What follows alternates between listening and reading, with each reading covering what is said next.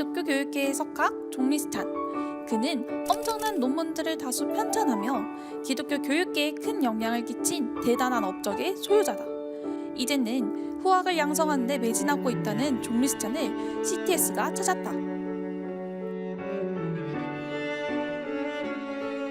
교수님은 많은 훌륭한 업적을 이루셨는데요. 어떻게 이렇게 훌륭한 업적을 남기실 수 있으셨나요? 혹시 태어나실 때부터 훌륭하게 태어나셨나요? 처음부터 이랬던 건 절대 아닙니다. 아니, 오히려 더 심각했지요.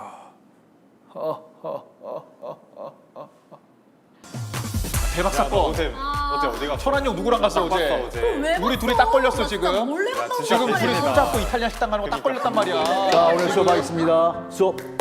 수업해야죠. 지난주에 이어서 우리 청소년 교육에서 인지 발달 부분부터 오늘 교수님, 네. 아니, 청소년 교육은 무슨 청소년 교육이에요? 오늘 첫사랑 얘기해 주세요. 첫사랑. 첫사랑.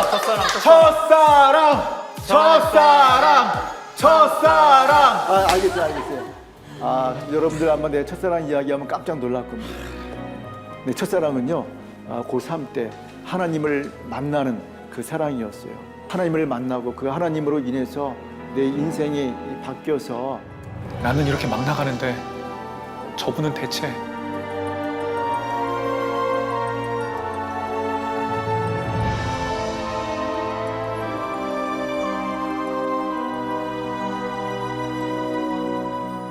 그런 일이 있었지요. 우리 학과가 이런 학과입니다. 스승님이 참 뵙고 싶네요. 영광입니다, 교수님. 그럼 우리 다 같이 사진 한번 찍을까요? 자, 다들 모여주세요. 하나, 둘, 셋. 청년 백서.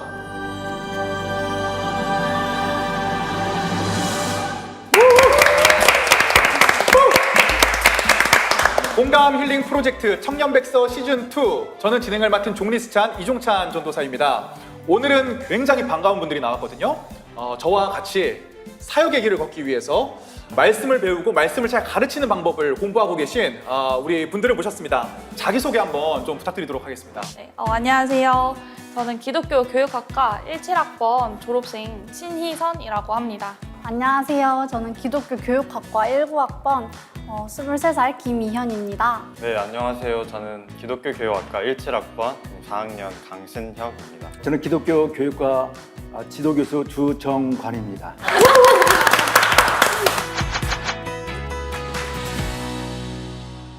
제가 미리 학생들에게 교수님이 어떤 분이시냐고 한번 여쭤봤는데 유머러스 하신 분, 다정다감하신 분, 그리고 사모님을 무척이나 사랑하시는 애처가 제자들에게 사랑받고 사모님을 사랑하실 수 있는 비결이 뭔지 한번 좀 알려주시면 감사하겠습니다. 제가 볼 땐 좀 과장된 소문이 있는 것 같은데요. 만약에 그것이 사실이라면 제가 김을 좋아하는데요. 잘생김?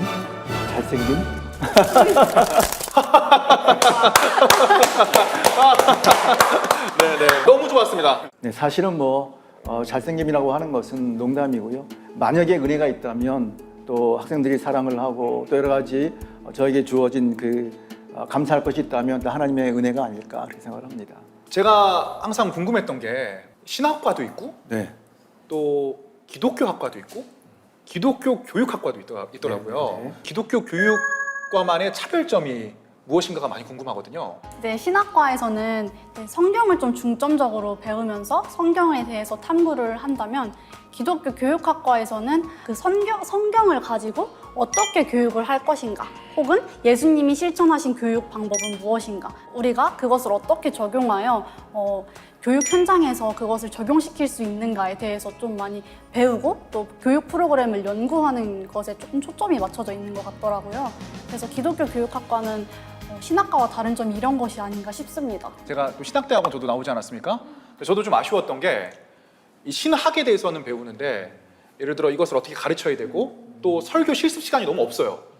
그래서 실질적으로 교회에서 쓸 수 있는, 사용할 수 있고 우리 당장 해야 되는 것들에 대해서는 좀 너무 졸업하고 새로 다시 배워야 되는 그런 일들이 있었는데 기독교 교육과는 이제 그런 것들에 좀 중점을 두고 표현하는 방식에 대해서 배운다고 생각을 하면 되겠네요. 네네. 또 신혁군은 네네. 저희 청년백서 또 팬이시라고. 청년백서를 사실 시즌 1부터 제가 봐와서 그 청년백서를 토대로 저희 과에서 이제 기교백서라고 이름을 바꿔가지고 이제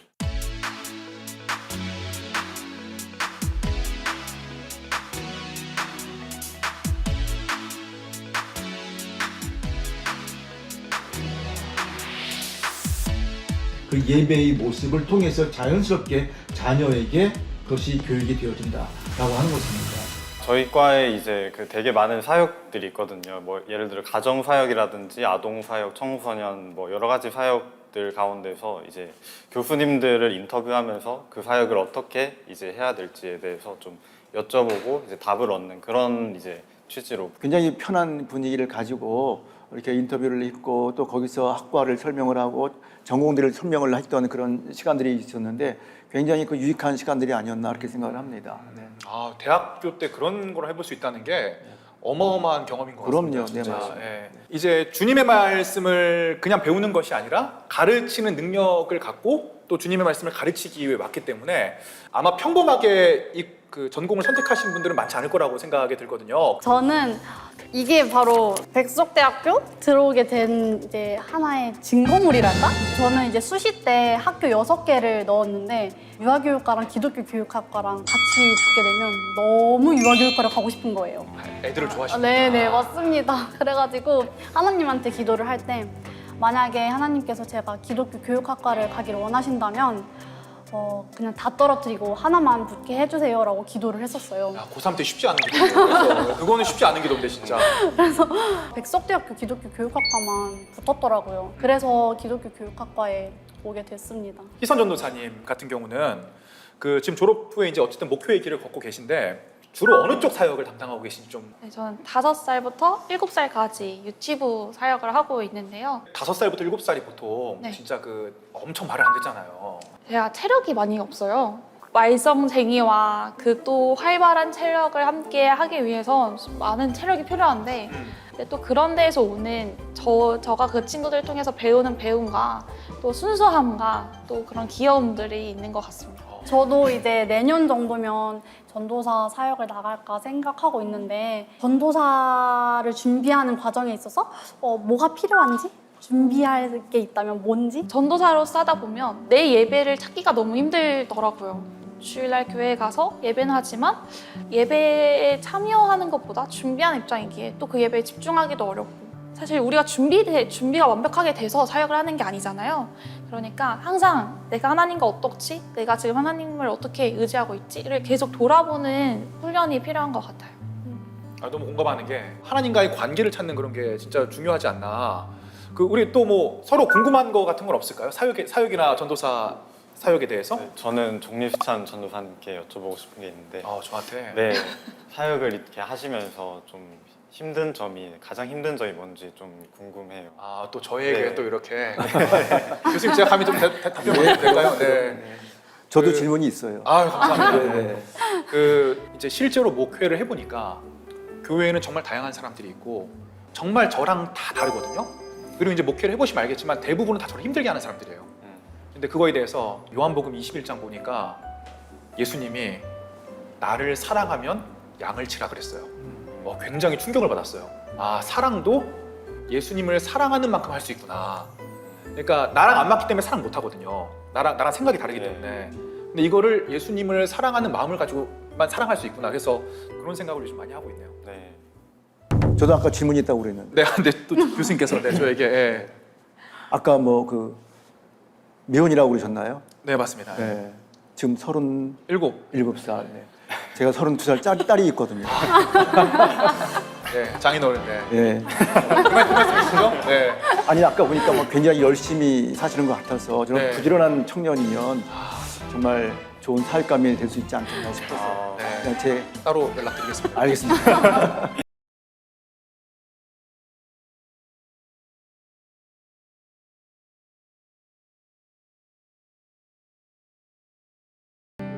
오늘 출연한 학생들은 대부분 다 사역자의 길을 걷고 있는데 어떤 사명을 가지고 목회자의 길을 걷게 되셨는지.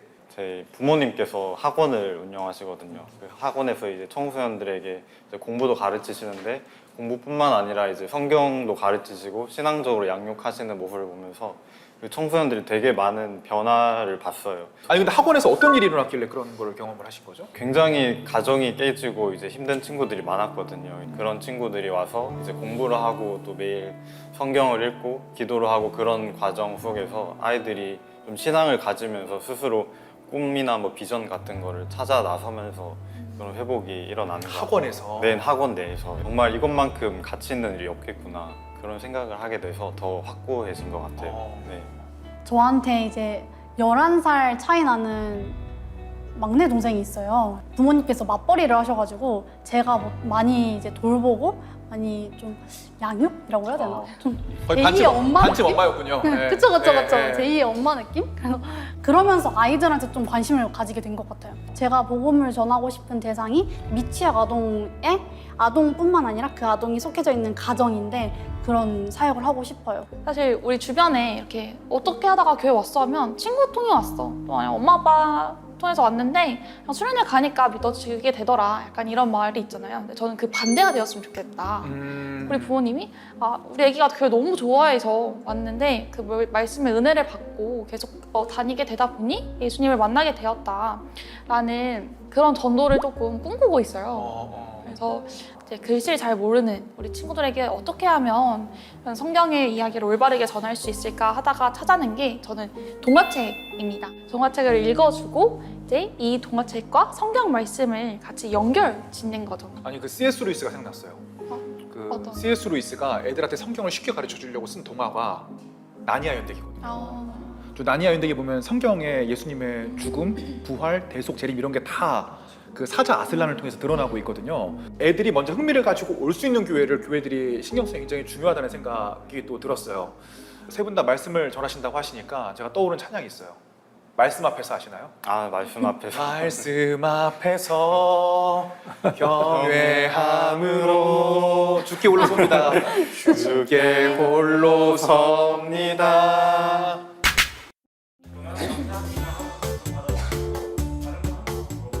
진짜 엊그제처럼 기억나요. 공학번인데 엊그저께는 아닌 것 같은데. 이게 그거 아시죠? 그거 아시죠? 나이가 먹을수록 어렸을 때 기억이 더 선명하게 나. 그래가지고 왜 우리 어르신들 만나면 계속 옛날 얘기만 하잖아요. 그게 뭐 일리 있네요. 예. 수련회 가면 뭐 하나요? 수련회 난 내가 경험해보지 못한 거잖아요.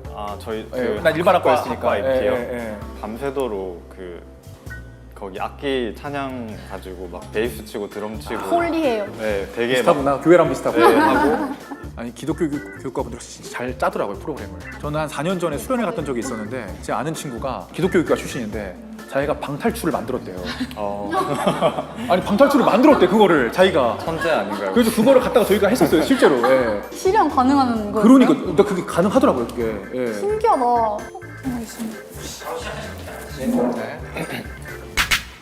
희선 전도사님이 아까 교육 방법을 좀 말씀해 주셨잖아요. 그래서 다른 분들의 성경 교육 방법도 좀 개인적으로 있으신지 자기만의 노하우를 좀 한번 들어보고 싶은데. 요즘 청소년들이 굉장히 또 관심사가 많잖아요. 그런 관심사를 파악해서 이제 그 친구들 교회로 데려오는 거를 주로 중점으로 두고 있는데 또 일명 마라탕 전도법이라 해서 요즘 청소년들이 되게 마라탕을 좋아하잖아요.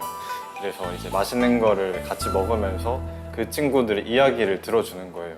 공감이 되고 이해가 되면은 그 친구들이 자신의 마음속에 있는 이야기를 이렇게 터놓고 하는 경우가 굉장히 많더라고요. 그래서 먼저 이렇게 공감대가 형성되고 이해가 되기 시작하면은 이제 자연스럽게 마음의 문을 열고 교회에 나와서 말씀 듣는 게 좀 어렵지 않게 되는 이제 그런 방법으로 저는 하고 있습니다.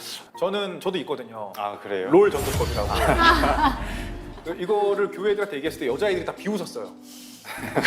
자매들이 다 비웃었는데 제가 실제로 리그 오브 레전드 게임인데 네. 아이들을 종리스찬 TV로 바꾸고 청년들이랑 게임을 하는데 이제 시작하자마자 뭐 교회 다니십니까 이렇게 전도를 해요. 근데 어떤 분이 갑자기 제 아이들을 유튜브에 쳐봤나 봐요. 뭐야 진짜 전도사네? 이러는 거예요. 그러더니 갑자기 물어봐요 막 지역이 어디냐. 근데 그 주에 교회로 왔어요. 그래서 다들 되게 놀라워했어. 어떻게 이게 되는구나. 저는 뭐 노하우랄 것까지는 아니고 아직 간사니까 간사를 하면서 선생님도 같이 병행하고 있거든요. 그래서 그때 아이들을 공과 지도할 때 많이 사용하는 방법 중에 하나가 질문을 던지는 거예요. 이제 아이들이 한번 던져주세요. 네. 준비를 못 해왔는데 어떡하죠?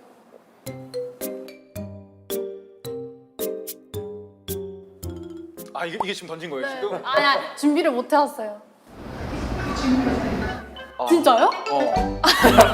그게 지금 나한테 질문 이게 생각하게 되네. 여기 의도를 생각하게 돼. 어떻게 해야 되지? 어떻게 해야 되지? 어떻게 해야 할까? 너무 좋아. 이게 참여하게 되네. 참여하게 돼.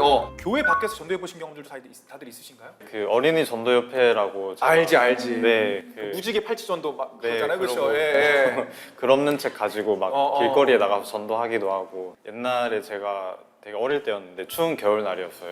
그때 붕어빵을 사들고 이제 글 없는 책을 들고 길거리를 나서서 붕어빵 전도까지 네, 거기다가. 붕어빵을 사들고 갔는데 어. 이제 맛있는 걸 주면서 말을 거니까 다들 도망가는 거예요. 예, 낯선 사람이 말을 거니까. 근데 그 와중에 또 이제 붕어빵을 먹고 이야기를 들어주는 친구가 있더라고요. 그럴 때 너무 이제 마음에 좀 큰 감동이 있었고 너무 기뻤던 기억이 있어요. 네. 저도 있어요. 저도 있는데 고등학교 동창이자 교회 친구인데 그 친구가 이제 교회를 나오고 있었어요. 근데 이제 자기가 너무 가정이 형편이 힘들어지고 이제 부모님도 건강이 악화되다 보니까 뭐야 나 교회 다니는데 왜 이렇게 되지? 이런 이야기를 하면서 교회를 떠나게 됐어요. 근데 사실 제가 바라봤을 때 그런 상황은 이제 신앙생활을 시작하려고 하는 시점이었는데 이런 상황이 닥치니까 제가 봤을 때는 이게 사탄의 그런 꼼수들 같은 거죠. 영적 싸움이었구나. 네, 영적 네, 싸움이요. 네. 그래가지고 그 친구에게 장문의 카톡을 막 보냈었어요. 이러이러한 너가 상황이었는데 이러이러한 일이 일어났던 게 말씀하신 대로 영적 싸움이지 않나 싶다. 그래서 나는 너가 정말 힘들겠지만 이 상황을 잘 이겨내고 다시 교회 나왔으면 좋겠다.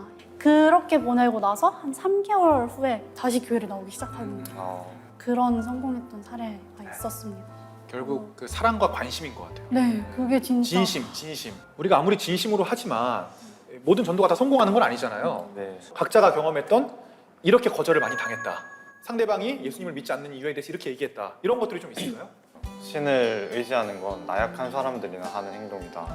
그 얘기 많이 들어요. 네, 그래서 난 나만 믿는다. 네, 다른 사람 신을 의지하는 건 굉장히 나약한 것이다라고 하면서 되게 종교처럼 이렇게 바라보는 것 같아요. 동생이 그러더라고요.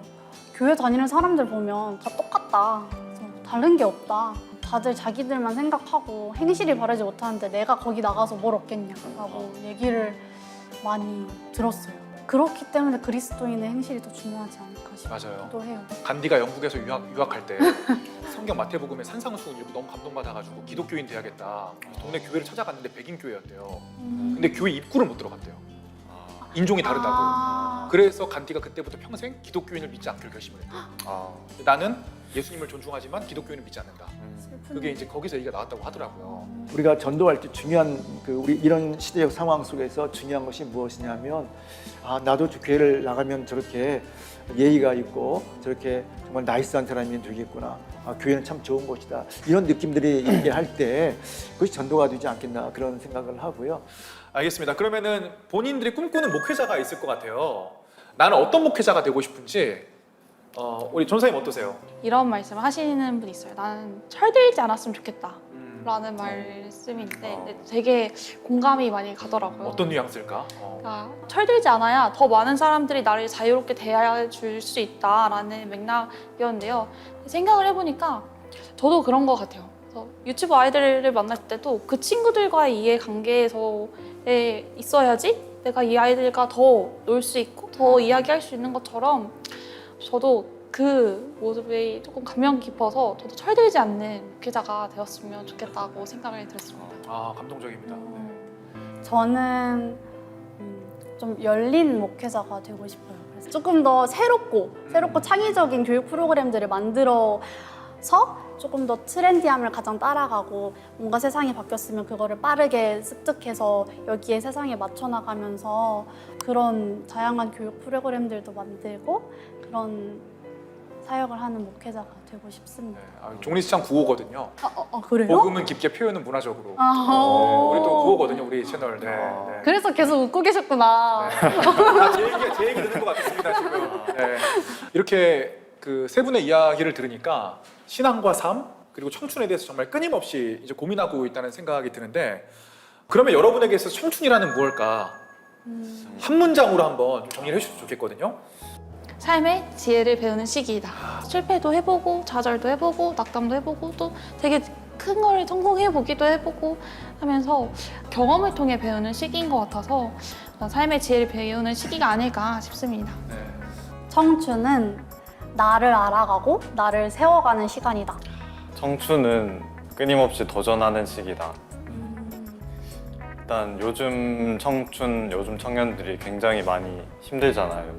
내가 도전하는 만큼 내 한계치를 더 끌어올릴 수 있고 내가 나가는 만큼 그게 내 자산이 되고 경험이 되는 거니까 지금 할 수 있는 시기에서 더 많이 도전하고 더 많이 여러 가지를 경험해보는 게 필요한 시기가 아닌가 싶어요. 네, 이제 마지막 시간인데요. 저희 청년백서와 항상 마지막에 본인 스스로에게 영상 편지를 쓰는 시간이 있거든요. 근데 오늘은 말씀을 전하는 꿈을 꾸시는 분들이 오셨으니까 하나님께 한번 영상 편지를 쓰면 어떨까? 아, 네, 하나님, 저 자주 찾아뵐게요. 제가 사역하지만 하나님을 놓칠 때가 참 많은 것 같아요. 매일 아침마다 또 자기 전에 항상 하나님을 더 기억하고 하나님을 잃지 않는 그런 사람이 되도록 노력하겠습니다. 하나님께서 기뻐하시고 또 예뻐하시는 딸로 그런 많은 친구들에게 하나님의 이야기를 전할 수 있도록 하나님께서 꼭 붙잡아 주시고 또 계속 그 길을 걸어갈 수 있도록 하나님께서 이렇게 계속 인도해 주시면 너무 감사할 것 같습니다. 항상 하나님만 바라보는 딸이 될게요. 감사합니다. 하나님 듣고 계시죠? 저 이현이에요. 제가 또 많이 부족하고 아직 서투른 모습도 있지만 그래서 더욱더 하나님을 찾아가고 싶어요. 저 혼자 살아갈 수 없다는 걸 너무나도 잘 알기에 하나님을 계속 찾는 모습 이쁘게 봐주시고 앞으로도 걸어갈 길에 있어서 항상 손 놓지 않을 수 있도록 꼭 붙잡아 주세요. 나중에 봬요. 너무 아름답지만 충격적인 얘기였어요. 나중에 봬요. 굉장히 감동했는데 나중에 뵈면 좀 약간 무섭어서요.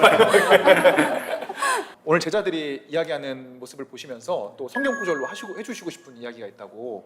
제가 우리 청년들을 위해서 간단한 메시지를 좀 전하고 싶은데, 희망의 메시지를 전하고 싶은데요. 너는 청년의 때 곧 곤고한 날이 이르기 전 나는 아무 나에게 없다고 할 해가 가깝기 전에 너의 창조주를 기억하라라고 말씀하고 계십니다.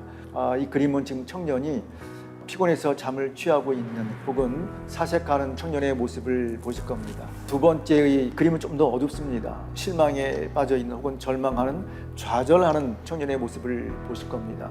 세 번째 그림이 좀 특이한데요. 이 그림이 사실은 첫 번째, 두 번째를 설명해 주는 좋은 그림이 될 수 있겠다 생각합니다. 손에 지금 못이 박혀 있고 나사가 박혀 있고 압정이 박혀 있습니다.